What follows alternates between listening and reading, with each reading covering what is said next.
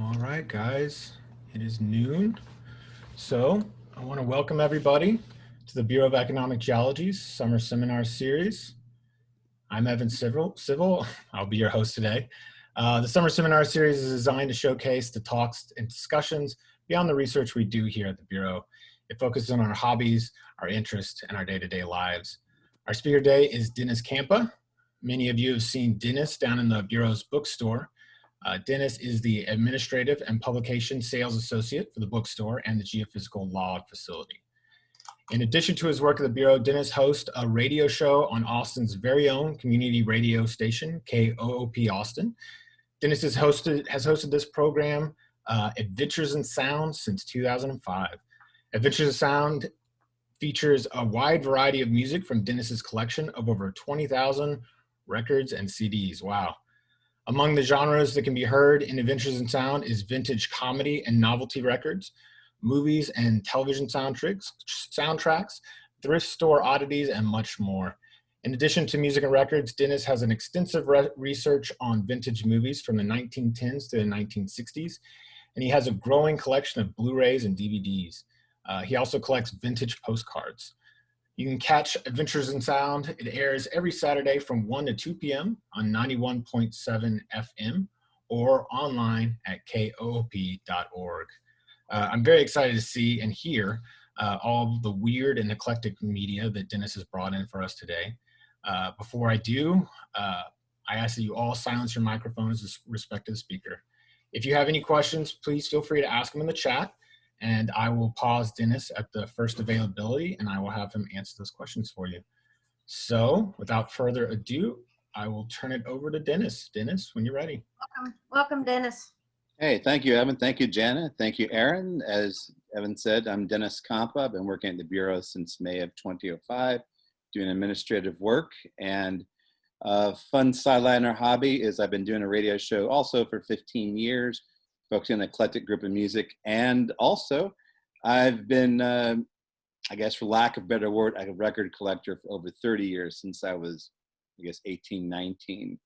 And I can credit or blame this gentleman. This is Dr. Demento. Well, Barrett Eugene Hansen, buried of his friends, better known to the world as Dr. Demento. And some of you may be familiar with his radio show, which is online only now at drdemento.com. He plays variety of music too, a lot of oddities and comedy novelty records from the dawn of recorded sound to the present. And so listening to his show in the late 80s got me interested in collecting really old, weird records. I was already into the vintage movies, and then I just got interested in the old music as well. And it's exploded from there. As I said, I have around 20,000 records and CDs. That's not an exaggeration. You see some of them behind me. I was telling Jana and Aaron earlier, I said, well, there's about 64 shelves behind me, and there's another entire room in the house as well. And yes, I haven't bought anything in a few months for obvious reasons, though my wife bought me a record. And you might want to ask, well, what do you collect? And I said, well, a variety of things. I'm a big fan of music from the 20s and 30s. This is a guy named Ukulele Ike. And by the way, we're going to have some of these sound samples available later when we put it on YouTube. Ukulele Ike, aka Cliff Edwards. This is a compilation of some of his 20s and 30s stuff, with a great cover by R. Robert Crumb. I'm a bear in a lady's boudoir. You may know Cliff Edwards as the voice of Jiminy Cricket, but that was one of his more risque songs from the 20s and 30s. Made a lot of great records. So a lot of 20s and 30s stuff. If I'm a fan of something, I got to have everything, and a nice compilation of period recordings, the songs written by the Gershwin brothers, George and Gershwin. This came out in the late 70s on the Mark 56 label. Not always the best sound, but interesting items. And so a lot of 20s stuff I collect, a lot of genuine oddities. And what is an oddity, you might ask? Well, we do have some examples over here, which I am gradually thumbing my way through. And in a minute, I'll go over, some of the formats I collect. Well, and in the in the email mentioned Liberace. Well, I got quite a few Liberace records. How about a Liberace picture disc? No home is complete without it. He made tons of records, and I might have one or two Liberace picture discs actually. But this is a fun one, you know, and ever the flamboyant entertainer. I've celebrated his birthday many times on my radio program as well. When it comes to over the top, it's hard to beat Liberace or Lee to his friends, Walter to his family. And actually that record we have pictured, Liberace Now, I have both the mono and the stereo versions of it too. It shows you what a big fan I am, which both only collectively sent me back $3 or $4. And a lot of records from the late 50s to late 60s were issued in both formats, mono and stereo. You know, stereo records were $1 more. You had to have special equipment. And, you know, mono, all AM was mono, and that's what the kids had as well. And, well, these next two records are back to back on the shelf. From in Missouri, Marshall Flippo calling, Square Dance calling in stereo. From the Blue Star Records calling in stereo. And it comes to us from beautiful Kirkwood's Lounge in Osage Beach, Missouri. I mean, how can you not trust a face like that? And then right next to it on the record shelf is no visit to my home is complete without this record. There are records before and after this album, like there's painting before and after Picasso, or there's literature before and after James Joyce's Ulysses. You know, its effect on popular music was so cataclysmic, no one knew about it. We're talking, of course, about Myron Floren, yes, accordion player from the Lawrence Welk Show, and his monumental 1977 album, Disco Polka. I mean, on this album, you have the Beer Barrel Polka, Disco Polka 5, and of course, the pinnacle of 1970s recordings, maybe of everything recorded anywhere, anytime, the Cotton Eye Joe, Disco Polka 5. But, you know, that is truly astounding. And it looks like Teresa had a question, which I'll answer real quick. What is my organization for so many albums? Do I alphabetize by artists? Yes, I do. Because there are so many genres, I don't have them grouped together by genre. There's just too many, and some albums fall under multiple genres. And do I keep a database? I'm starting a couple of databases, and yes, more than once I've accidentally bought a record that I already own. Doesn't happen that often with CDs, but LPs it does. Not as much with 45, which is surprising because 45s and 78s usually don't have picture sleeve. But yes, I'm eventually going to organize and have everything, a database of everything. And I do weed out stuff. I mean, I give stuff to friends, or they give me things. I'll tell you some funny stories too about that. And here's not an oddity, but an interesting record. This is one of the biggest silent stars of the silent era, Mary Pickford, also a very shrewd producer. This is an album. No, not a record she made. It's just a collection of some interviews and also radio, because she had some success in radio. And there were a number of silent stars which did, because you wouldn't think that would happen, moving from a purely visual medium to a purely audio. But it did happen. There were a number of silent film stars. And one thing I love collecting is cultural relics, things that likely won't be reissued, and that you know probably were only available at where that performer was playing, like this Dolly Holiday Nighttime, now a particularly great or memorable album, but hey, you probably could buy it at the Holiday Inn. And I have a certain a soft spot for, you know, crackpot lounge albums. You know, it's just wonderful. That's another reason I collect them too. You know, they're cultural relics. And again, not everything's reissued. It only came out in one format. And I mentioned I have multiple formats. Well, we've always seen LPs. Here are some 45. These are actually 45 album sets. Probably came in LP. This is a reissue of some stuff from the 20s, which would have been on 78. Red Nichols. And then, of course, The Quick and the Dead, the story of the hydrogen bomb, which has a lot of distinguished speakers, including Bob Hope. Now, nothing says awesome like Bob Hope talking about the hydrogen bomb. I'm sure he made many jokes about it. And, you know, but yeah, so there's some things that only came out in 10-inch or in 45 or LP. and also I get audio files from other collectors as well. And I'm not format specific. A lot of LPs and CDs I buy are reissues of stuff from decades before. So I want decent liner notes, and I prefer the physical format. But I use online media too. And then Tody, hey Tody, asked, have you ever organized your records autobiographical in an autobiographical way? I said, no, it'd be too difficult. There's a lot of stuff I keep finding. I have no idea where that came from. It's nice, as one friend said, records kind of breed themselves, because sometimes one of the few bright spots of this pandemic, and believe me, there aren't many, is listening to records while I work at home. If many of you have seen me work at the Bureau, know I often have a stack of CDs as I'm doing orders there. But at home, I listen to records as well and keep going through stuff I never knew about. And Scott Tinker, hi Scott, asked, what are your preferred turntable brands? Don't necessarily have one. I'm not an expert on that, surprisingly. I do have friends that can tell you. I can tell you if it's one of those cheapo ones at Target, stay away from it. And I can't remember what the models are. I mean, that may be good to get started and play your Monteverdi records on, the cheap, bad ones you find. But I would talk with a specialist store. In Austin, there's one called Telstar, which I've taken my some equipment to get repaired.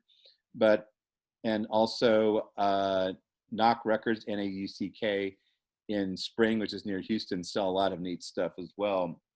I mentioned cultural relics. I'm not holding this album up to be political, but it's an odd cultural relic that you find like in dollar bins or thrift stores. When people think of folk music, they think of often left-wing and progressive stuff.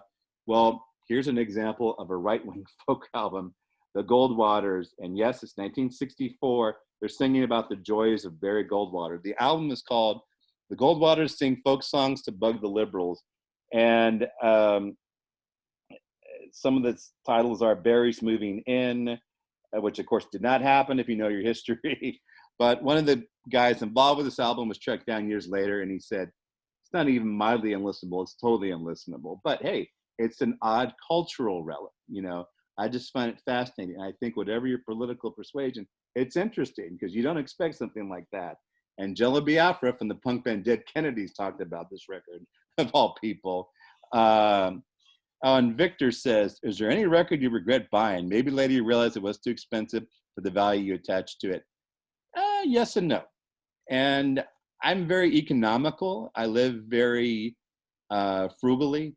I don't spend that much money on records. I get a lot of dollar records, and deals seem to find me, or people want to give me records. There's a sandwich shop that I frequent at lunchtime, and right before the pandemic took a hold, I finally went to his place, and he gave me several hundred records. Some my wife kept, some I'm keeping, and some we're going to get rid of. In some cases, there were 2 or 3 copies of stuff.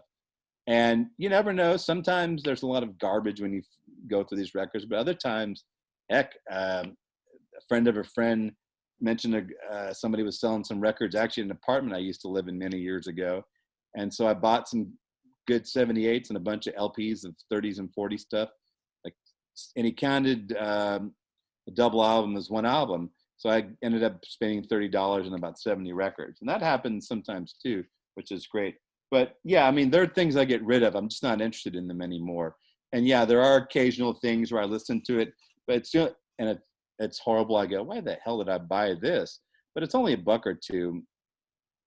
Oh, and then the Victor also asked, is there a record you want to have, but you will never afford to buy?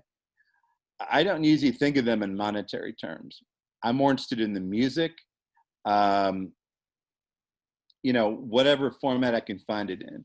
For example, if a record routinely goes for $100, but it's been reissued with mucho bonus tracks and I can get it on CD for 15, I'll go with the CD because that's important to me. If somebody wants to give me the album and then someone wants to buy me for 100, I'll take the money. I've sold an album for $100 that was autographed. But for some of the more choice albums, I'll spend $10 on. But there's only been a few instances where I think the most expensive thing maybe was 25 or so. Now my wife collects, she on her radio show, by the way, she has a radio show in co-op as well, the Africa Express, which is on Fridays noon to 1 p.m., exploring vintage African music from the 30s to the 70s. A lot of that stuff, well, it's impossible to find original format. Even the LP reissues are not cheap. But so there's a couple of cases that's like one of the most expensive things I bought. But hey, it goes to good use as well. And then Travis asked, and I'm taking time to read all the questions here. What's your favorite rarity oddity in your collection that was produced in the Austin area? Well, Texas is great for unique personalities in the music and movie fields.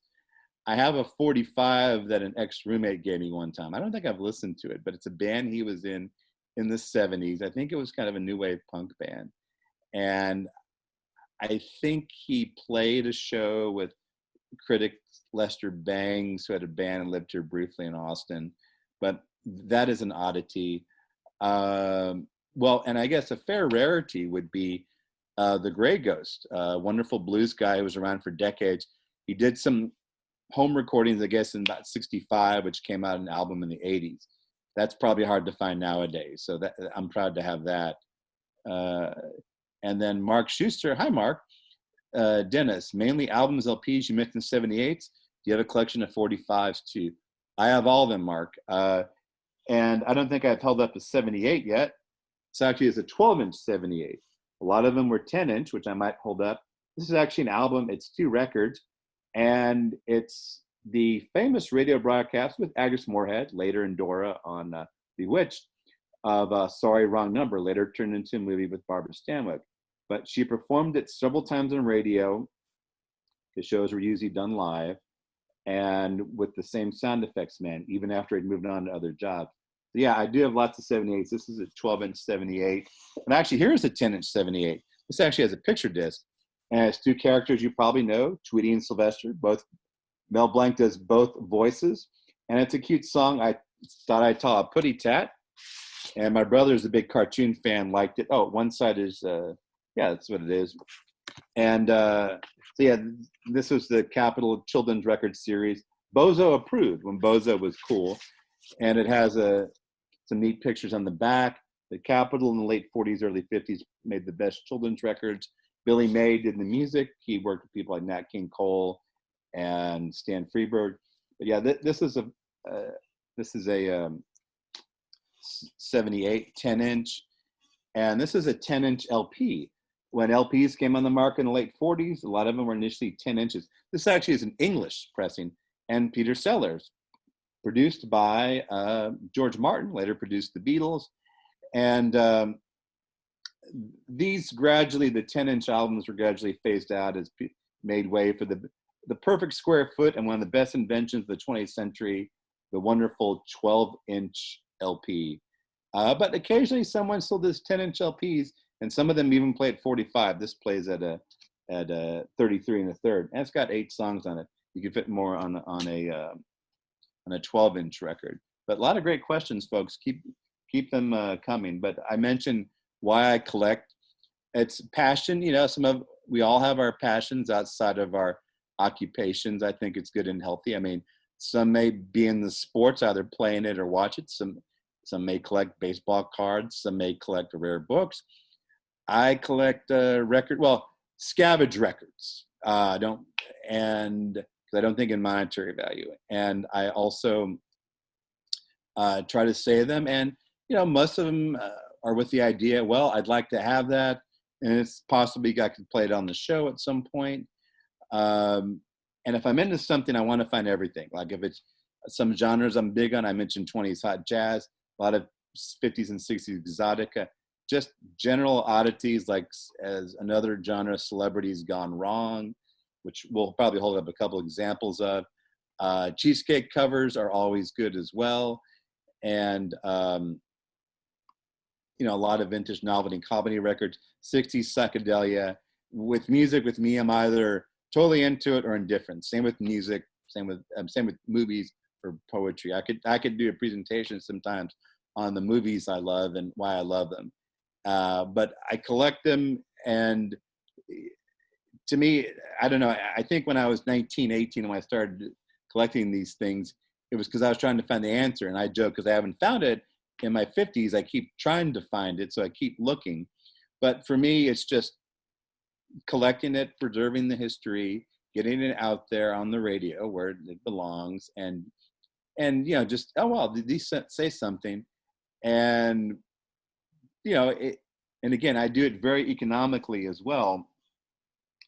And I have not mentioned the Three Sons, who, according to one of their albums, they were Mamie Eisenhower's favorite group, which I think is a good recommendation as well. But they made a lot of, kind of easy listening records with accordion, piano, and guitar, and just a lot of fun. Sometimes they get pretty spaced out, and they have great covers too. I have about half one of my shelves is nothing but Three Sons albums. But Fire or Fever and Smoke. This is a fun one from the late 50s. And I love those great 50s colors as well. And then Amanda asked, what is my favorite comedy record? Well, there's some that are funny and some that are just unintentionally funny. And I held up a couple of examples of some stuff that I thought was funny. Anything by Stan Freberg. There's a Tom Lehrer one there. The Dr. Demento comps are great. This is maybe not a comedy record. Oh, these records keep going on the shelf. As with live radio, anything can happen. But this is one that is priceless. Again, sort of, you could say celebrities go wrong. Now, it's someone who did have Broadway musical experience. Eddie Albert, of course, we know from Green Acres and lots of movies. But by the way, those are his kids with him. Somebody was creeped out by the cover. I said, no, those are his kids. But on this album, he does the definitive versions of Homeward Bound and Blowing in the Wind. And if you're brave enough, we'll probably have links to those because they are amazing. But comedy records, yeah, Stan Freberg Presents the United States of America is great. I think I have both the mono and stereo of that. All three of Tom Lehrer's albums are great. There's just so many. There's lots of them, and they're just, well, and then Disco Polka is amazing too, in so many ways. And I think that may be just about it. Oh, well, I should say, No Home is complete. Well, there's only one of these, the Frankly Divine Pillow. Frankly Divine, that's his stage name.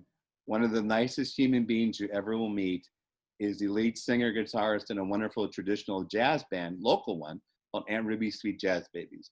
And I won this on one of their Jazz Babies Islands things, a prize. They had head pillows of all the members, but this was the prize. And it's on my couch. It scares away burglars. Again, one of my prized possessions. Just like right behind me, I have the Larry Fine doll, which I got a few years ago. Scott Tinker, any genre of music you can't stand. Yes, there's many of them. Because I don't collect everything. And I usually don't talk about that much because everyone is welcome to their own taste. And, who's for me to say if something is bad or good, it's just stuff I'm not particularly passionate about. And in some cases, well, it's someone else collects it, I will say you likely will not find new age or recent electronica. You won't find a lot of contemporary stuff in my collection. I don't have a cutoff date, but mainly it's vintage. Same with movies as well. Playing music. Someone asked, Victor, do you collect plain music records? Are they good? A friend told me he had some vinyl ones. By plain music, oh, you mean stuff that be played on airplanes? I do have records like that. I have stuff that would have been played at JCPenney's. Yes, I'd love to hear those. That sounds cool. I mean, there may be good background music. I think I do have Iron Butterflies Inagata Vida. I might even have an easy listening version of that. And I'm glad you mentioned that, Jana, because I have a lot of records in the late 60s, early 70s where it's easy listening versions of rock and roll hits. There were tons of them. As we saw with Liberace now, a lot of veteran stars made their now, today, or mod albums. I call it bridging the generation gap, and I find them absolutely fascinating. It doesn't mean they're great. I don't think in terms of a record's monetary value, I don't think in terms of good or bad. I just think it's interesting, and I find it entertaining. The fact that this record was put out and marketed to people, and presumably they bought it. And just like Sebastian Cabot, Mr. French from A Family Affair made an album, spoken word versions of Bob Dylan songs, another prized possession as well. Of course, some of you probably know about William Shatner and Leonard Nimoy making records as well, which are out of this world. And sometimes you stumble upon stuff that's pretty cool. I have this on a compilation LP, Golden Throats. I have Joel Gray, probably best known for the stage and screen versions of Cabaret. He does a version of Cream's White Room, which is actually really good. It's atmospheric, it's quite different from their version, but I like it a lot, And then you have stuff like this is later, Arthur Fielder, Boston Pops, made lots of records. His last one was Saturday Night Fielder. And you haven't lived till you've seen an 80-something Fielder with his shirt unbuttoned in the back. I think he died before it came out. But that's another one. There's also Arthur Fielder Superstar. And Burl Ives doing Bob Dylan songs, which, that's not that much of a stretch. Dina. Hey, Dina. I'm looking at those albums behind you and wondering, how do you find that one album when you really want to listen to it? Well, the ones behind me are in order, so that's not a problem. And because I pull stuff out and, and actually lately I've been listening to stuff I hadn't listened to yet, which was not assimilated into the collection. And so I'm gradually assimilating, which is why I always leave room. And actually I can grab something randomly behind me. Oh, well, it's actually not a great album. It's the Byrds, the original 5-piece group, reunited in '73, their reunion album, which, except for the 2 songs Gene Clark did, is not that good. But hey, completist, I have it. It was cheap. But yeah, and sometimes thumbing through records, I will find, oh, that's cool. I haven't listened to that in years, or may come into my head. Now, there's a lot of 45s and 78s, no type of order, so that's a crapshoot. But for work, since I'm listening to working from home mostly now, I will put records on because I can listen to for 20, 25 minutes a time. 45s, you got to get up. And of course, I have a 5-disc CD player, so that's really nice. I can just put stuff in there for 5 to 6 hours, so that's really nice. But I was thinking what Scott was saying about music not passionate about. Like I said, it's mostly older stuff. The earliest recording I have is the first Sound Experiment from 1858. It was reissued on a flexi disc 45 by a label that specializes in stuff from the dawn of recorded sound of the 20s. And I played that on the show before. This is in France before the Civil War. But commercial disc didn't come out until I think 1889. And for decades, the earliest available recording was Sir Arthur Sullivan, October 5th, 1888, congratulating Thomas Edison on the miracle of the phonograph. And he is astounded and horrified that so much hideous and bad music will be preserved forever. They were on to something at the very beginning. But, and like I said, when you collect stuff or, I guess do musical archaeology, something will lead to something else. Like you look at the record and, oh, okay, well, this is some good 20s jazz, so it leads to that, and then it may lead to that. Again, there's too many genres and time periods.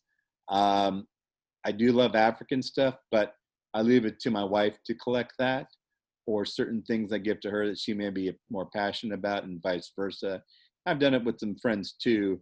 When people find out you collect records of a radio show, they want to give you stuff, which, by the way, Adventures in Sound is on Saturdays 1 to 2 p.m. on koop.org or 91.7 as well. And I guess, well, maybe fairly short, but if you all have any more questions, I'd be happy to take a. Oh, Evan had a question. What would you recommend to someone who wants to start collecting physical media? Well, normally I would say just look around in the dollar sections. Obviously, you can't do that right now, but look on, I guess, Craigslist or a local neighborhood group, because sometimes people want to get rid of records or CDs. They might put them on their porch, which actually I might do with a few of the what I call the junk ones, and they're not enjoyably bad, just junk. At least I consider them junk. Look around, and were you talking about records or CDs, Evan? I think I'm talking about all of it. I think if I collect anything, it'd be VHS, but that takes up a lot of room, I imagine. A fair amount. I have some in the garage. I don't really collect those anymore. But again, look around. There are groups out there on the various social media outlets. You can do Google searches. If you're interested in collecting records, you can contact me. And a lot of the record stores here in town, Breakaway, End of an Ear, and Waterloo, are doing curbside pickup. And and I'm on various email lists, and they'll mention some of the new acquisitions. So, and I'm sure they all have cheap stuff too, like in their used section. In terms of turntables, I mentioned Telstar. End of an Ear has its own too. Again, obviously, most of them are not open to the public right now, but you could always find something online, and just keep looking out and about. Oh yes, and Janice said Half Price Books is a great resource. I don't know if any of them are open right now, but they have tons of sales.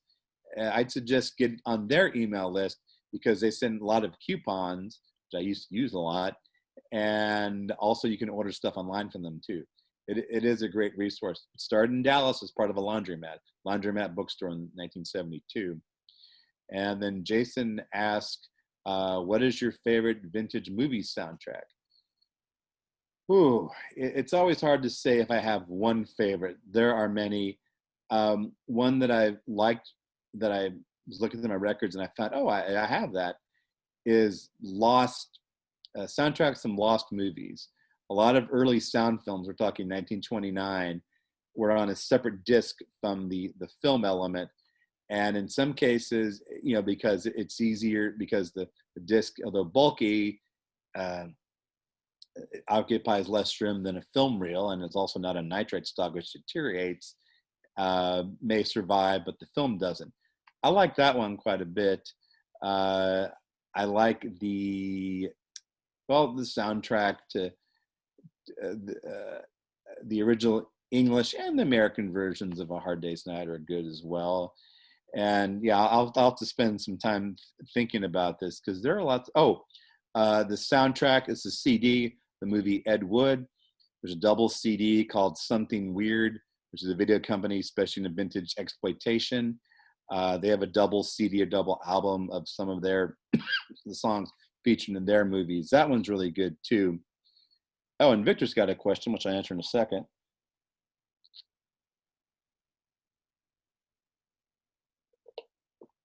In the Andy Warhol version, this happens for like 5 hours, someone drinking glass. No, he really made movies like that. And Victor asked, do you meet with other collectors? Do you exchange records or info? What do you talk about? Yeah, I do have other collector friends. I'm part of several groups online, email list. Sometimes we exchange files. Mainly it's 20s and 30s stuff, but some other periods as well. I've not met in person with any other collectors recently, again, for obvious reasons. But yeah, periodically, some friends of mine have come by, and we might exchange records, and we'll talk about things we picked out recently. And I do like having record listening parties, having a few friends over and having some snacks and a few drinks, and let's put on some records. Bring in something you recently bought or that you liked, and there's no judgment what it is, even if I'm not particularly passionate about it. Yeah, you can play it, but on the turntable, that's fine. So that's always fun. And I always,